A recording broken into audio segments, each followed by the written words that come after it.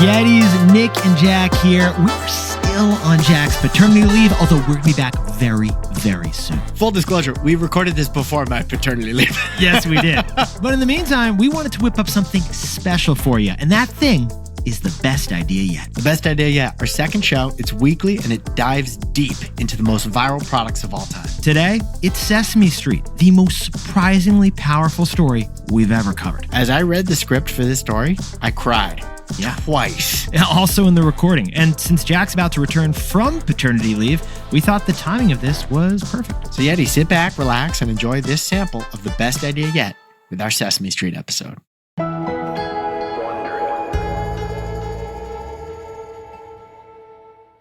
Nick, as you know, I decided to go to Paris this summer. Oui. Not just with Alex, we brought both boys too. Bold move. We should point out these boys are under 4 years old. And we had 4 seats next to each other in the middle of the huge airplane. And everyone loved you on that airplane, didn't they? Well, we whipped out the nuclear option.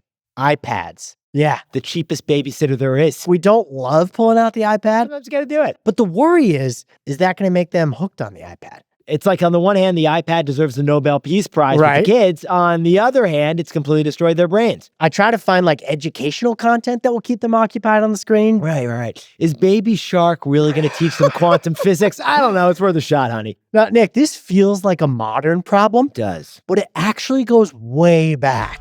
Before TikTok, before smartphones, all the way back to the earliest days of television, every parent has been dealing with this screen dilemma. As long as there have been screens, there have been kids trying to watch things on those screens. But get this, in the 1960s, one woman decided to harness children's fascination with screens and use it for something great.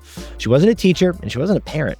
She was a TV producer, and her creation paved the way for the golden age of screen time that you can feel good about.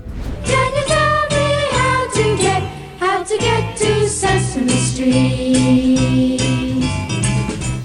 Sesame Street taught us to read, to count, to process emotions, and to make friends with the guy who lives in a trash can. Bert and Ernie showed us what lifelong friendship is about. They're the original co-hosts. And Grover taught us that being a waiter is harder than it looks. Sesame Street has been on the air since 1969. The same year we landed on the moon, Jack. That makes Sesame Street the longest-running children's TV show in U.S. history. The Simpsons? Sesame Street beat them by 23 years. Sorry, Marge. And since Sesame Street launched, it has helped educate more than 150 million children across 70 different languages in more than 150 countries. Jack, could you sprinkle on some more numerical context for us, please? Well, add in the 300 million parents who are grateful that their kid had Sesame Street, and that means this show has impacted 450 million people. That's right. The number of the day is 450 million. This show, it broke barriers with a diverse cast and black actors in leading roles, Which actually got the show banned in Mississippi in the 70s, which we'll talk about. Sesame Street also brought in A-list guest stars, from James Earl Jones and Stevie Wonder to Carrie Underwood and Julia Roberts. But honestly, the real stars of Sesame Street? Muppets. These fuzzy, lovable, and totally alive-seeming puppets were created by the great Jim Henson and his workshop. We're talking Big Bird, Mr. Snuffleupagus, Oscar the Grouch, and the ultimate celebrity to toddlers everywhere, including my son Brooks, Elmo.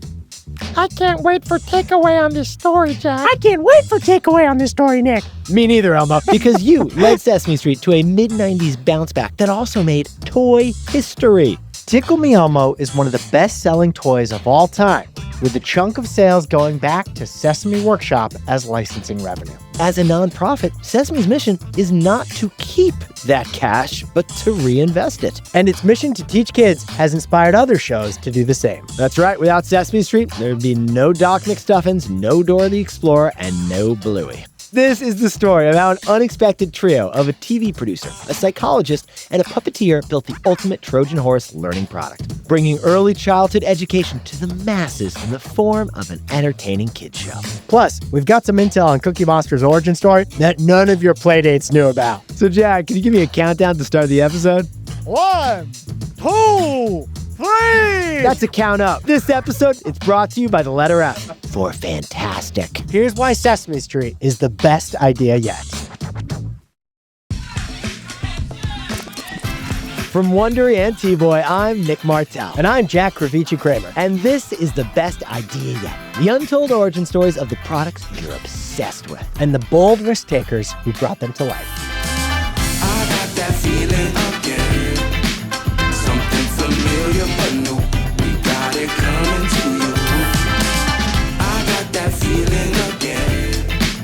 They changed the game in one move. Here's how they broke all the rules.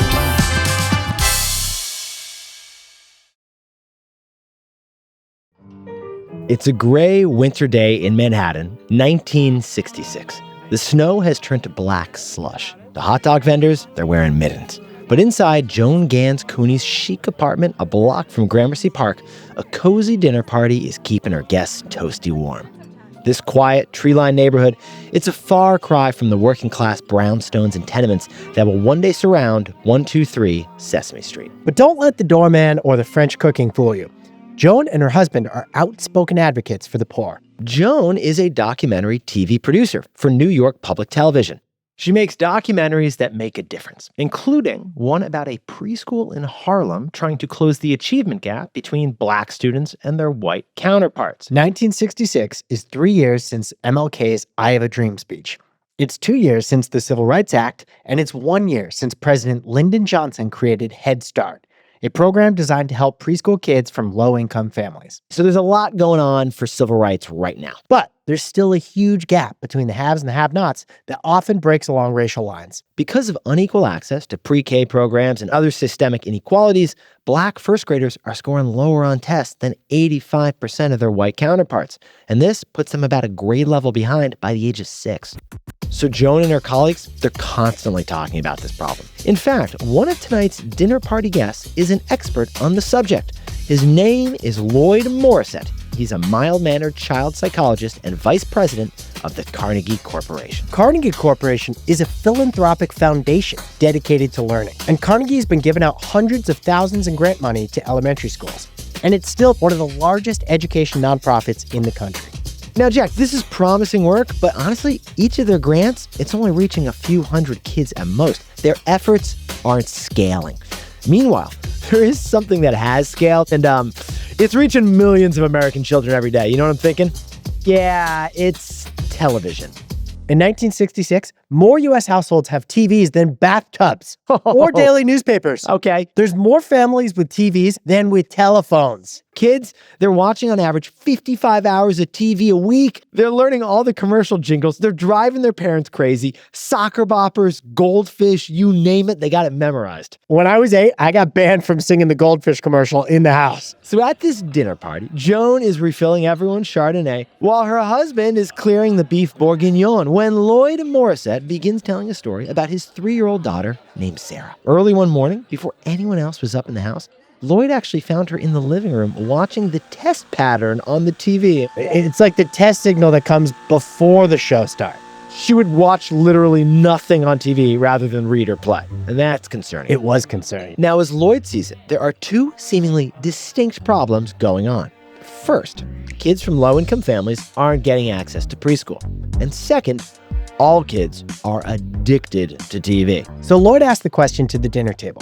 What if there was a way to take the second problem and make it a solution to the first problem? Interesting, Lloyd. Go on. What if we can solve inequality in schooling through television? And then Lloyd turns to his host, Joan, and he asks her a question that's going to change both of their lives and the lives of millions of future viewers like you.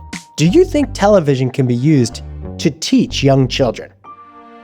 The question hangs in the air. All eyes are on Joan. The table is silent. The Chardonnay is getting warm. And she answers, I don't know, but I'd like to talk about it, Lloyd.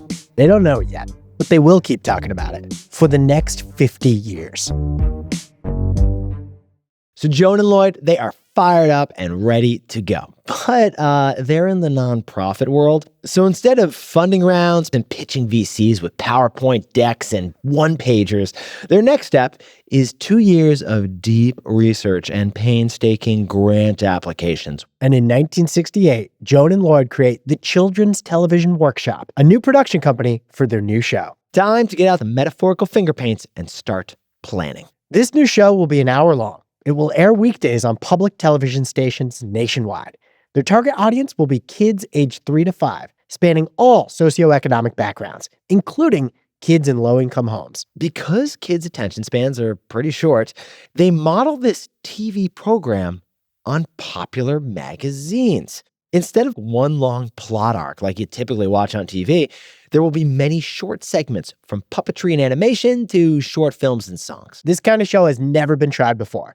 Most kids' programming is either vapid and silly, like Howdy Doody, or so boring that you'd rather help your parents fold laundry while eating broccoli. This is the era before Legends of the Hidden Temple. They're trying to give children who don't have access to pre-K education for free on TV. They want to make something fun to watch, but with a hidden curriculum of literacy, early math, and social skills like tolerance and understanding. It's kind of like frosted mini wheats. Healthy whole wheat on one side, but frosted deliciousness for the kid in you on the other side. Exactly. Joan hires two groups of experts to pull this off. On the one hand, she's got the academics to create the show's learning goals. That's the whole wheat side. And she's got the seasoned TV pros who can bring the curriculum to life. That's the frosted side. But, Jack, there is one problem. Those two groups I just mentioned, they don't get along. The scholars are all about curriculum. They're thinking, who cares about writing jokes and punchlines? We're trying to teach children how to count. But on the other hand, the creators are thinking, hey, the slapstick jokes, that's how you keep the kids watching with those short attention spans. So Joan needs to find a way to unify these two sides for the show to work. And that's when we get to meet a man who's about to change the entire conversation. His name is James Maury Henson, but you know what? You can just call him Jim. Born in Mississippi, raised in Maryland, Jim Henson grew up obsessed with television. But he wasn't a great singer. He couldn't dance, and he had acne scars he was sensitive about. So as a teenager, he taught himself puppeteering as a way to get on TV. He then began inventing dozens of characters out of felt and fluff, and he called them a mashup of marionette and puppet. He called them Muppets. In 1955, while in college, Jim starts making Muppets. Sorry. Yeah, you got it. Jim starts making Muppet content for local TV, performing short sketches with characters that include a weird reptilian character with round feet known as Kermit. Now, before you fact check us, zoologists, Kermit doesn't officially become an amphibian until a few years later. At this point, he's a cold-blooded reptile. And before long, Jim Henson's Muppets are making national appearances on The Today Show and The Ed Sullivan Show. Kermit is a rising star. But he's got to make money on these puppets, man. And how's he pulling that off? Jim takes his talents B2B, creating Muppets for advertising campaigns. He makes a dog named Rolf who sells Purina dog food. Adorable. And a certain monster of cookies to sell snacks for General Foods. He's going to wreck some Cookie Crisp. So Jim Henson's a big deal even before he arrives onto Sesame Street. And there are a couple reasons why these Muppets get so popular. Before Jim, puppeteers on TV would always be visible on camera. Ventriloquist dummies, they were shown sitting on the performer's lap. You saw the human performer. But on Jim Henson Productions, the cameras zoom in to show just the Muppets themselves. So the viewer automatically thinks of the Muppets as real characters. And another reason people love the Muppets, it's mischief. I didn't know this, but Jim Henson is often thought of as this cuddly guy who loves kids, but he's actually got a wicked sense of humor. Get this, he makes sketches where one Muppet eats another Muppet. Panamuppization. Or one where one of them explodes. These Muppets are rule breakers. Rated R. And nothing makes little kids laugh like a character who's being naughty. But the Muppets can also be caring and vulnerable, which kids also love. The contrast of sweetness and rule breaking, it's exactly what Joan needs on her creative team. Maybe, just maybe, Jim can unite the professors and the artists who are working on this groundbreaking project, but just haven't been able to get along. So Jim is invited to a seminar that Joan is hosting at the Waldorf Hotel. But Joan has no idea what Jim looks like. And she sees this tall, stringy guy in leather with long hair and like a hippie beard. He kind of looks like a war protester. Should we call security? Joan is a little concerned about the situation. Like, who is this dude? That's no radical. That's Jim Henson. So Joan goes from stressed to hopeful. This bearded, creative genius of a man might just be the key to bringing her show's academic and entertainment goals together. So with Jim on board, the team rallies together. He's the uniting element that Joan needs. Yes, we're ready to go, Jack. Lights, curtain, I'm ready. They actually need one more thing. Oh, what's that? They need a show. Oh, that's key. 1969 is a mad flurry of production. No more dinner parties. Joan, she's got a show to make. The first thing is to set the location. And Sesame Street breaks with decades of television tradition. They don't build some suburban paradise with big lawns. Their setting is an urban street, a dark, worn, kind of dirty urban street, based on locations in Harlem, the Bronx, and the Upper West Side. Like it's a weathered brownstone with a stoop that sits at center stage. And that's where our main characters are going to hang out. Growing up, these are the kind of brownstones I was walking by. This was reality in New York. And this set, it turns out to be kind of a miracle, because it's relatable to city kids, of course. But it's not some scary wasteland to suburban or rural kids either. Neighbors here talk to each other. The sidewalk cracks, that's the street's personality. And the bodega owner remembers the kids' names. Yeah, Jack, this is Cheers for 5-year-olds, which means that when it comes to casting the show, the showrunner, he's actually got a dual mission. Hire talented, compelling actors who also reflect the diversity of the country. There's a black couple, Susan and Gordon, who own the brownstone that's at the center of the action. There's a young white guy, Bob, who teaches music. And an older white guy, Mr. Hooper, who runs the soda shop across the way. Now, Jack, that's like half the cast. Because remember, while the human beings are being cast, Jim Henson and his workshop are hard at work creating a new species of Muppets to inhabit this Sesame Street world. There's Kermit, of course, who by now has graduated from generic lizard to actual frog. And there's Rolf and the monster of cookies, who's now Cookie Monster. And they've been liberated from their commercial obligations to now perform in this TV show. The show also gets Bert and Ernie, the ego and id pals who rent the brownstone's basement apartment. Now, originally, the plan was to keep the Muppet segments separate from the human characters.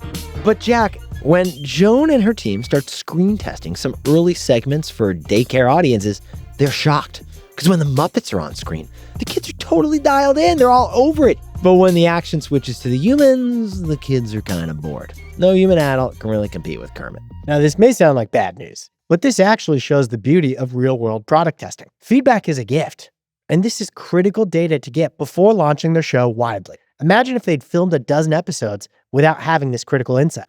So here's what they do. Jim Henson designs 2 special Muppet characters who will interact with the humans. Think of these guys like Muppet diplomats to the human realm.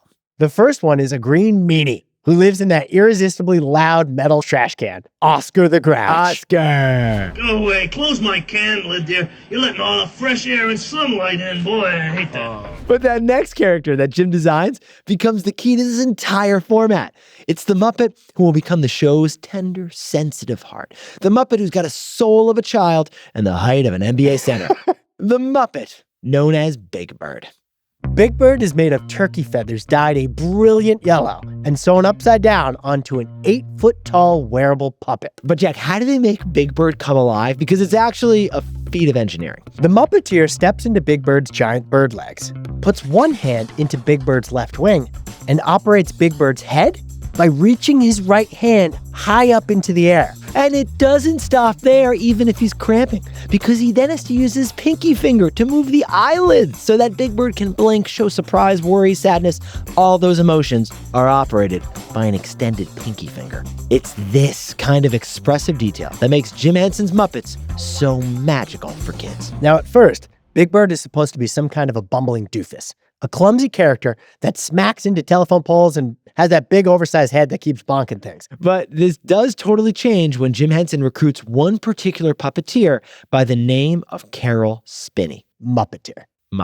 Carol is ex-Air Force, and he's a gentle soul that loves drawing and still feels like an overgrown kid himself. His mom named him Carol because he was born the day after Christmas. Carol is the reason that Big Bird evolves from clumsy clown to the sweet, naive picture of childhood innocence. Big Bird kind of becomes the proxy for Sesame Street's core audience. Big Bird is the 6-year-old who needs help navigating the world. Big Bird doesn't know why things are the way they are, so the humans around him have to patiently explain it to him. But they're really patiently explaining to the kids watching the show. Oh, and by the way, Carol also plays Oscar, so he's doing a great double act. With Big Bird and Oscar now in the mix, Joan and her team screen some new scenes for test audiences.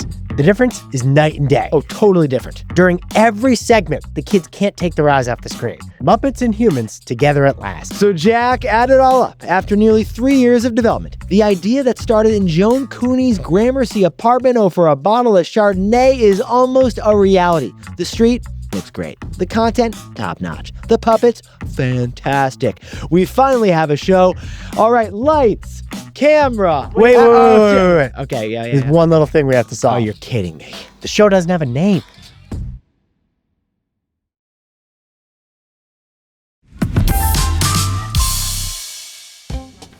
Joan Cooney, she is stressed. She feels like she's about to lose her mind. It is May 6, 1969. The sets, they're built. The shooting schedule, it is locked in. The press conference announcing her unprecedented, history-changing show, It's this afternoon. But Joan is worried about what she's going to say when people ask her what to call it. Because this labor of love that she's been building for the past 2 years, alongside hundreds of staffers, they still don't have a name for it. Inside the writer's room, one of the writers sheepishly raises her hand. What if we make the name sound like a magic word or a passkey that opens up into another realm? Kids will like that.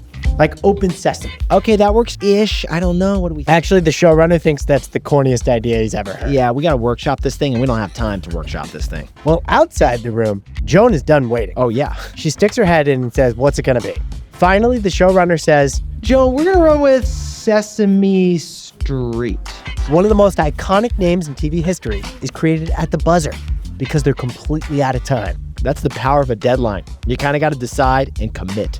Sesame Street kicks off on PBS a few months later, sponsored by the letters W, S, and E, and the numbers 2 and 3. Nonprofits, they don't have commercial sponsors. They just have alphanumerical ones. Kermit is in the pilot episode. So is Big Bird, Bert Ernie, Cookie Monster, and Oscar the Grouch. Starting lineup, I like the way it looks, Jack. Smooth. They even get a cameo from star comedian Carol Burnett for a little celebrity riz, a technique that Sesame Street will go back to again and again. But it's also fun to look at who's not there. Sesame Street launches without Grover. He's a season 2 edition. Oh, and Jack, Count Von Count? You won't see him until season 1, 2, 3, 4 seasons. Even Mr. Snuffleupagus doesn't show up until 1971. But this is the pilot, episode number 1. And as it airs, Joan Cooney and Lloyd Morissette hold their breaths. It's become so much bigger than they ever imagined. If it succeeds, they'll be able to reach thousands, maybe millions of children. But if it fails, educational television might just be called impossible, and kids will go back to singing jingles from beer commercials and Mentos ads. The stakes are high. That's one of the risks that startup founders take when they're piloting a totally new concept. Like a whole new industry that didn't exist yet. If it fails, it can cast doubt not just on the startup that they launched, but on the entire sector. Yeah, it's like, hey, Impossible Hamburgers, no pressure, but the entire plant-based industry depends on you IPOing successfully. Nick and I call this the future fallacy, when investors will disregard a viable concept because the first try didn't work out. And Jack, that's exactly what Joan is worried about right now. She feels the burden that the future of children's educational programming depends on her Sesame Street hitting it out of the park. So Jack, after all this production, 2 years of work, everything set, how do they do? Within the first few weeks, WGBH, Boston's public broadcasting network, receives more than 7,600 phone calls and 2,000 letters from parents and educators who praise the show. Grab the rubber ducky and let's dive in. What are they saying, Jack? People share stories of their little kids suddenly learning to count and singing their ABCs. According to the Educational Testing Service, Sesame Street is improving cognitive skills for underserved kids by as much as 62%. Kids are actually learning from TV. Jack, this is UNPREC. It's unprecedented, baby. Yes, it is. TV critics, they're giving glowing reviews of this whole new concept. And so do public figures like Jesse Jackson, Orson Welles, even the president of the United States at the time, Richard Nixon. Although that won't stop that president from later trying to cut Sesame Street's federal funding, but that's a story for another pod. The show is also producing at a pace that would make Dora the Explorer blush. Sesame Street is producing 130 episodes every 26-week season. Sometimes they're doing 5 episodes a day. And it's not just the quantity. We got to talk about the money, Jack, because at this point in 1970, they're spending about $28,000 per episode. That's over $225,000 in today's money. And it's a lot compared to your average episode of Captain Kangaroo. Yeah, it's like Disney Channel money. But what's the payoff for that investment? Well, they're also reaching an estimated 7 million children, 5 days a week, year-round, including reruns. I mean, Jack, that works out to about 1 penny per child. And that is a massive bargain. Joan Cooney and Lloyd Morissette are giddy with excitement. This is everything they dreamed of and more. But that dream is about to get interrupted because Sesame Street is about to get banned. Now, Jack, we said that Sesame Street's learning goals aren't just about letters and numbers, right? They're also about social skills, acceptance, being a good person, and how your friends don't have to look like you or have the same color skin. Well, the state of Mississippi, Jim Henson's birthplace, they ain't happy about that in the year 1970. So 6 months into Sesame Street's run, the Mississippi State Commission for Educational Television bans the program from their public TV network because, quote, it uses a highly integrated cast of children. They feel that their state just isn't, and another quote, ready for it. Joan Cooney is devastated. She calls it a tragedy, both for the white children and the black children of Mississippi. But then Joan's assistant gives her an update that lifts her spirit back up. Mississippi residents speak up about this. Just like the letters of praise that flowed into that Boston TV station, suddenly letters of protest start flooding the Mississippi Education Board. The commission members get so embarrassed, they actually reverse their decision after just 22 days. And a few months later, the Sesame Street cast visits Mississippi's capital to do some outreach. But Sesame Street's outreach doesn't stop there. They continue to invite famous guests of color onto the show to talk explicitly about it. Somebody. And all-star voice actor and pronouncer James Earl Jones. A, B, C. The show also gets more diverse in later seasons. Ironically, after Mississippi banned them for too much diversity, Hispanic groups protest over the show's lack of Latino representation. So in season 3, Sesame Street adds actors Emilio Delgado and Sonia Manzano to play Luis and Maria, the pair that run Sesame Street's Fix-It shop. And in the coming years, they'll add a cast member who is deaf, Asian cast members, a Native American singer-songwriter, and a little boy with Down syndrome who changes people's assumptions about kids with learning differences. Of all the boundary-pushing shows on TV, it's the one for little kids, Sesame Street, that is breaking the most barriers. And being able to talk about hard things and deal with tough emotions, it's baked into Sesame Street's curriculum. But in 1982, something happens that's going to force Team Sesame to deal with hard things, whether they like it or not.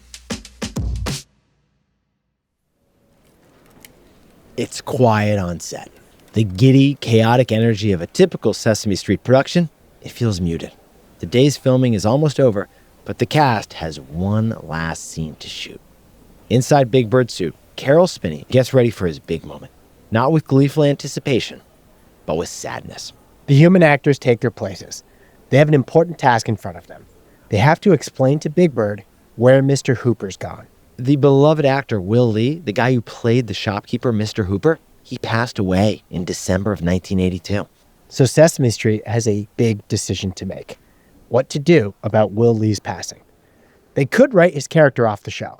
Mr. Hooper's in his 70s after all. It's easy to imagine him retiring to the Florida Keys. They also could pull a Dumbledore, Jack, and replace the deceased actor. But something about a casting swap feels wrong. The show exists to teach kids, right? Maybe this moment of human sadness, something every human will go through, is actually the exact topic Sesame Street should take head on. The more Joan and her team think about it, the more right it seems. Let's just tell the kids the truth. They actually consult with child psychologists to help them craft a script that breaks the news in a gentle but clear way. In the scene, Big Bird, who wants to be an artist, is handing out drawings he's made of all the grown-ups. Every adult on the show is there. Then Big Bird gets to the last drawing, the one of Mr. Hooper, and he starts looking around, but Mr. Hooper isn't anywhere. Big Bird, don't you remember we told you? Mr. Hooper died. He's dead. Oh, yeah, I remember. Well, I'll give it to him when he comes back.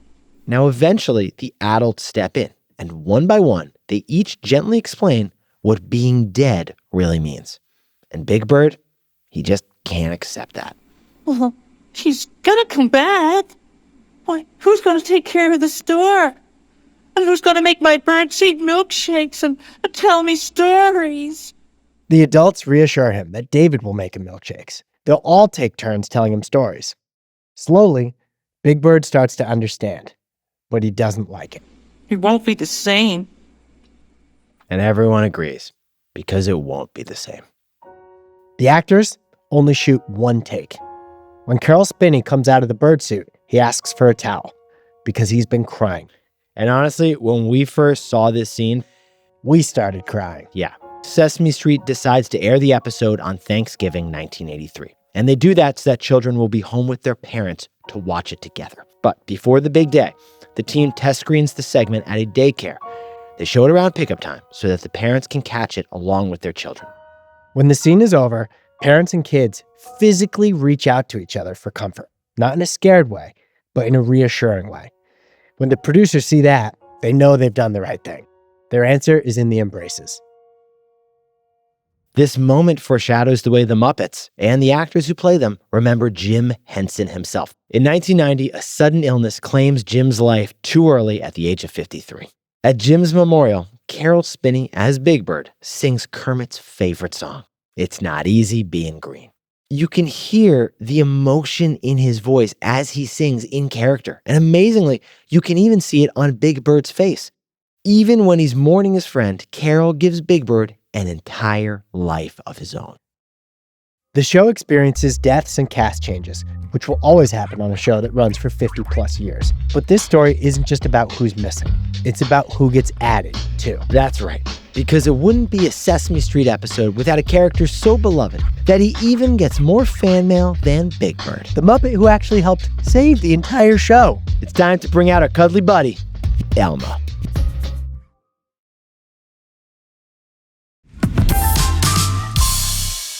Now, Jack, put on your podcasting best because we are about to meet Sesame Street's favorite red 3-year-old, Elmo. Elmo first appeared on Sesame Street as a background Muppet in 1979.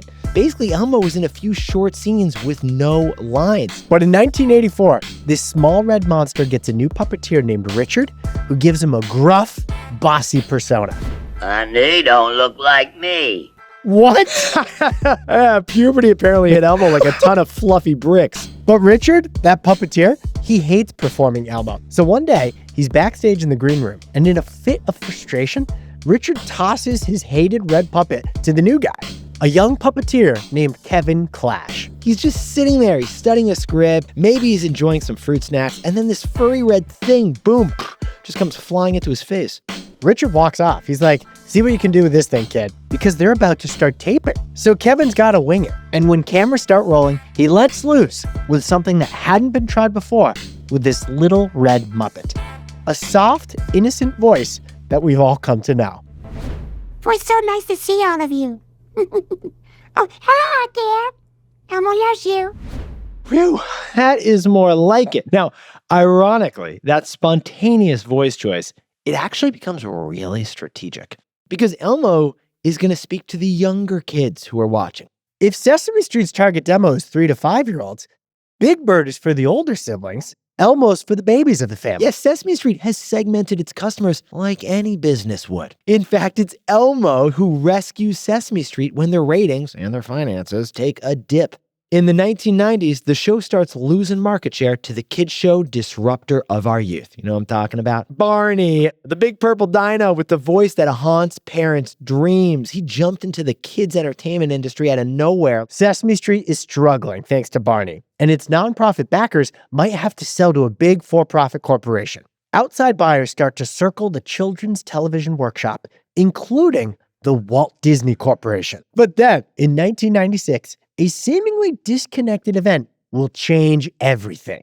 The comedian Rosie O'Donnell's daytime talk show starts booking a few Muppets, including Elmo, as regular guests. In the mid-90s, daytime talk shows are at the height of their powers. Yeah. It's not just Rosie O'Donnell. Maury wants you to know that you ain't that baby's daddy. Oprah is giving away free cars to everyone who showed up to the studio that day. Daytime TV, it is thriving. And Elmo is getting guest spots on Rosie. That is a big deal. Then, to kick off the 1996 holiday shopping season, the toy manufacturer Tyco sends Rosie a gift. A nice gesture for all the press she's given the little red guy. And some savvy product placement. The toy that Tyco gives Rosie is a stuffed Elmo with motion and sound tech that makes Elmo laugh when you press his belly. It's Tickle Me Elmo. Even if you never held one, you know exactly what we're talking about. You either love Tickle Me Elmo or he terrorizes your nightmares. I think maybe we need a trigger warning before that clip. I don't know. Maybe we should throw that in. When Rosie shows this doll to her audience, it kicks off one of the biggest shopping frenzies in toy history. Before the end of Black Friday 1996, every Tickle Me Elmo on the store shelves have sold out. These Elmo dolls turn out to be a huge success for Sesame Street. In the first year alone, Tickle Me Elmo grosses over $30 million in sales. Licensing its IP is right out of the Disney playbook. Classic Walt D move. It kicks off a licensing business that today makes up 20% of Sesame Street's total revenue. I like those numbers. They're bringing Elmo and all the other cast of Sesame Street from the television to the toy aisle. So it is Elmo of all the characters, who pulls Sesame Street out of their mid-90s financial funk. And with hundreds of millions of dollars in fresh licensing and toy cash, they fend off their potential buyers, Disney included. Now, Disney does do a deal with the Muppets, which again is not the same thing as Sesame Street. But the mouse will never catch Big Bird or the rest of Joan Cooney's creation. Now, after this Tickle Me Elmo commercial moment, Sesame Street goes all in on Elmo programming. There's Elmo's World, a segment that runs for more than 140 episodes. And he even gets his own Elmo talk show, the Not So Late Show. The Not So Late Show. Elmo's got a bedtime. It's understandable. And this is a little concept that Nick and I called Let Your Winners Ride. When you have early signs that point to a top-performing product, lean in, double down, and get that product out there. Let your winners ride. It's Elmo's world, and honestly, we're just living in it, Jack. Elmo goes on to inherit the big torch from Big Bird, taking on the hard subjects, from homelessness to grief. And then, Jack, remember last year? Elmo typed his famous post-pandemic tweet into Twitter. Elmo is just checking in. How is everybody doing? I do remember that tweet, though. 221 million views of that tweet. It actually sparked a conversation about mental health post-pandemic. Elmo is an influencer in the most positive sense of the word. Jack and I love doing the show because we get to go deep on the most viral products of all time. But Jack, this is the first time we've done a TV show, and we were curious if this would work. But by every critical metric, Sesame Street is a smash success no matter what industry lens you view it through. Since 1969, it's won 221 Emmy Awards, 11 Grammys, and it became the first TV show to win a Kennedy Center honor. Literally, millions of children have learned their ABCs, their 1, 2, 3s, their yellow, blue, and their green because of this show. But besties, we also studied the financials, and despite the great programming and the great numbers, the 2010s brought some challenges for the Sesame Street business model. The rise of streaming hurts DVD sales, which were a major source of revenue for Sesame Street. Plus, dozens of new children's shows, many of them inspired by Sesame Street, are now competing for viewers. It's the attention economy, from Peppa Pig to Thomas the Tank Engine to Bluey. So after losing $11 million in 2014, the production company, now called Sesame Workshop, is in danger of shutting down. Then Sesame Workshop makes a controversial move. In 2015, this nonprofit partners with the very for-profit HBO, a premium channel better known for The Sopranos than for singing Muppets.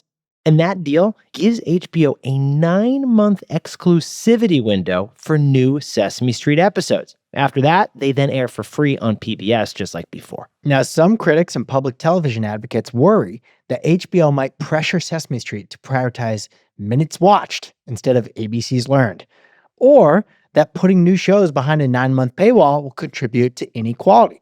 But this move follows a long-standing strategy of Sesame Street: to evolve along with families. Remember, Sesame Street was started because kids were way into television. So Joan, Lloyd, and their whole team brought a pre-K curriculum into broadcast TV. And when families turned to physical media like tapes and DVDs, you know what? Sesame Street pivoted there too. Now, kids are watching a lot of streaming stuff on the web and stuff on mobile devices. So Sesame Street adapted to be on those screens too. They're going to where the kids are, and now it's online. The show is even growing an international audience on, get this, WhatsApp. Yeah, you can be DMing right now with Grover. But Jack, I got another update for you. In December, HBO, now called Max, announced they were ending their partnership with Sesame Street. Season 55, that will be the last new season of Sesame Street to debut on Max. So, as of this recording, Sesame Street is a bit of a free agent. But Jack, it is more likely that we'll be looking at another streamer stepping in, like Amazon or Netflix. We're thinking maybe Disney, who already owns the Muppets, by the way. Either way, we're hoping that Sesame Street finds a nice home to preserve its future. Well put, Jack. because since that very first dinner party conversation back in 1966, Joan Cooney built Sesame Street into an educational powerhouse wrapped in entertainment. A show that helps children learn to read, to count, and to understand the entire world around them. And that mission, it is just as needed today. Now, Jack, today's story is brought to us by the letter T for takeaway. All right, so now that you've heard the Sesame Street story, what's your takeaway? My takeaway is about Trojan horse products. Some of our best products are actually disguised as something else. Like when we hear Trojan horse, honestly, we often associate it with like sneaking in bad things. Yeah. You know, like causing the fall of Troy in Greek mythology, classic. Or the fall of your computer because you clicked that phishing email that was actually a virus. Exactly, and for sure, yeah. Sometimes they're sneaking in something bad. But Trojan horses, they can also smuggle in goodness too, right, man? Like with the Oregon Trail. It's ostensibly a video game from the outside, but on the inside, it's actually an interactive history lesson. Well, it's the same with Sesame Street, a Trojan horse product. Joan's team smuggled in a curriculum that taught you the ABCs and 1, 2, 3s and a few lessons about tolerance and respect. It was all hidden inside sketches of Muppets and Mayhem. Some of the best products, actually, that we've ever covered are disguised as something else. Beautifully said. Thank you, Jack. But Jack, I mean, what about you, man? What is your takeaway? The only bets worth making are contrarian ones. In other words, being brave can be rewarded in the marketplace. When Sesame Street chose to deal with the death of Mr. Hooper, they won the hearts of parents and kids at a crucial moment for the show. Sesame Street made a contrarian bet that parents would appreciate the show's help discussing a hard subject with their children. And that bet worked. Oh, it totally worked. I mean, it won't always work. That's why they're bets. But you'll never get ahead by making the same bet as everyone else. True. The only bets worth making are contrarian ones. Now, Jack, before we go, it's time for our favorite part of the show, the best facts yet. The best tidbits of info we couldn't fit into the story, but we also couldn't leave you without. Why don't you kick us off right there? What do we got? Remember we said Sesame Street took a page or two from the Disney IP playbook? Well, that includes theme parks. In 1980, Sesame Place opened up in Bucks County, Pennsylvania. With about 3 million visitors per year, Sesame Place's attendance is on par with your average Six Flags. You know, we actually did our 5th grade class trip there. Did Elmo tickle you? I tickled Elmo. Never saw it coming. Another one, Jack? Bert's best pal might be Ernie, but did you know Bert actually had a twin brother named Bart? He's a traveling salesman. So you never really saw him. He was always on the road. Cookie Monster originally didn't only eat cookies. Oh, actually, in Sesame Street's pilot episode, I think he ate a letter. He ate W. But the show noticed that kids really connected with Cookie when he was focused on one single food. Finally, Sesame Street's original architect, Joan Gans Cooney, is still alive and fabulous at the time of this recording. Her co-founder, Lloyd Morissette, he sadly passed away peacefully in 2023 at the age of 93. And Carol Spinney, who brought Big Bird and Oscar the Grouch to life, passed away in 2019 at the age of 85. And Jack, Big Bird actually performed at Carol's memorial, just as he had at Jim Henson's. I'm crying again. I think we need to bring Cookie Monster back. Cookie Monster, you need to lighten the scene over here. And that is why Sesame Street is the best idea yet. On the next episode of The Best Idea Yet, get ready to live más, porque we're about to take on Doritos Locos Tacos. Or DLT, as they're apparently called. If you know, you know, and you're about to know. Woo, Yetis! The tears come for you too. Oh, Kermit. Kermit! Besties, remember to subscribe for free to The Best Idea Yet wherever you get your podcasts. We left a link in the episode description to make it easy for you. Just search for The Best Idea Yet and tap to follow it. You'll get it every week. New episodes of the show drop every Tuesday. They're 45 minutes each on the most viral products of all time. In the meantime, we'll be back to our usual daily show tomorrow. I can't wait to see you then.